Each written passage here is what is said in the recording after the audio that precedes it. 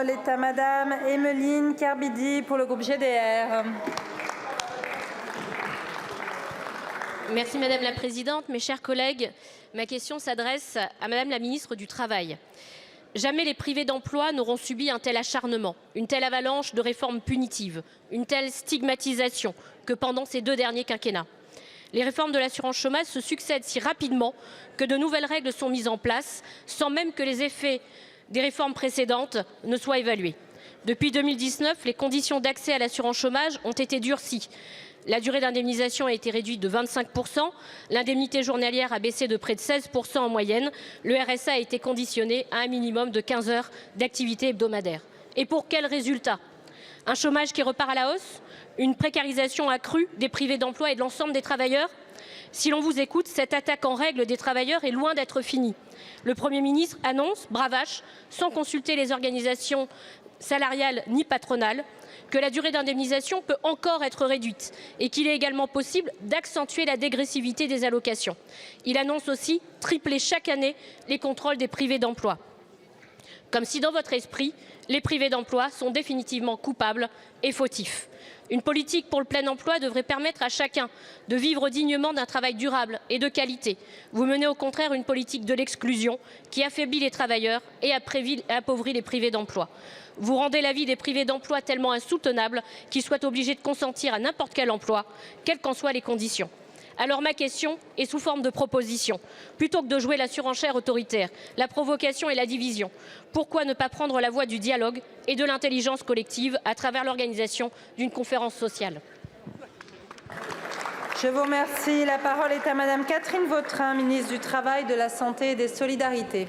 Merci Madame la Présidente, Mesdames et Messieurs les députés, Madame la députée Emeline Kerbidi. Madame la députée, autant sur la forme nous pouvons avoir des divergences, autant dans ce que vous venez de dire, il y a précisément la réponse à ce que vous attendez.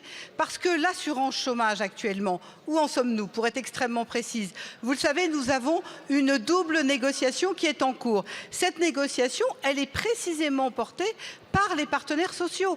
Nous sommes typiquement dans l'article L1 du Code du travail, c'est-à-dire une lettre de cadrage, des partenaires sociaux qui sont en train de discuter et nous avons même une double négociation.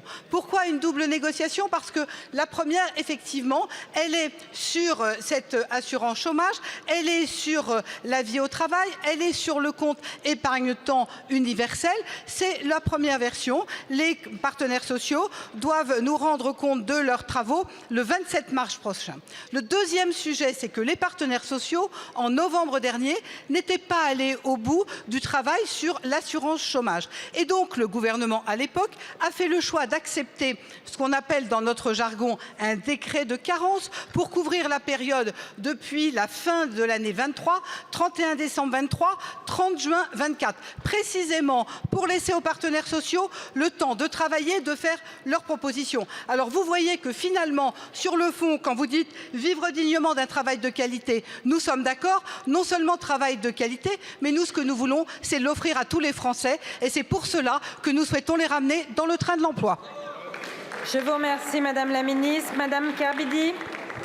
Vous dites vouloir l'offrir à tous les Français, mais je note que vos réformes de l'assurance chômage, elles ne s'appliquent pas en Outre-mer. Et tant mieux, nous n'en voulons pas. Mais si vous étiez un tant soit peu persuadé que cette réforme permettrait de faire diminuer le taux de chômage, vous commencerez par les départements où le taux atteint 20%, comme c'est le cas chez nous.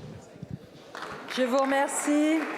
La parole est à Monsieur Lionel Vuibert pour le groupe Renaissance.